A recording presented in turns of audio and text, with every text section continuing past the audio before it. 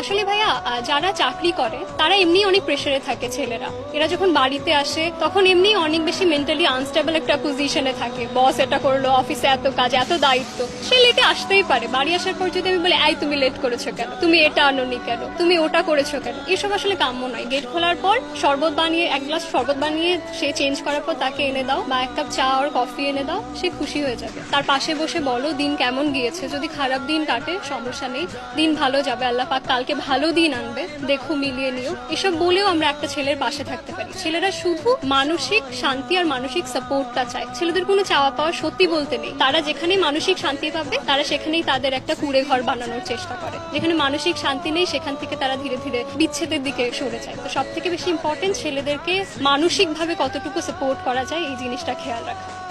টাকা পয়সা ভাইয়া আমি কখনোই ফিল করি না যে টাকা পয়সা আহামরি এত বেশি ইম্পর্টেন্ট কিছু। সে যখন ছোটখাটো একটা চাকরি করবে, অফিস থেকে আসার সময় যদি একটা সাদা গোলাপ নিয়ে আসে, আমি ওতেই খুশি। আমাকে খুব হাই এক্সপেন্সিভ গিফট না দিয়ে আমার জন্য যদি বাইরে যাওয়ার পথে, ফেরার পথে একটা টিপের পাতা নিয়ে আসে, আমি ওতেই খুশি। আমাকে চুড়ি এনে দিক, আমি তাতেই খুশি। সে আমাকে আসার সময় মাটির কোনো পাত্র এনে দিক, আমি সুন্দর সুন্দর রান্না করে তাকে সেই মাটির পাত্রে খাওয়াবো, আর এক পাত্রে দুজন মিলে খেতে পারবো। তো আমার কাছে ভালোবাসা মানে এক কাপ চা, 3 চামচ চিনি, আর একটুখানি গল্প, আড্ডা, ভালো লাগা, ভালো থাকা, একে অপরকে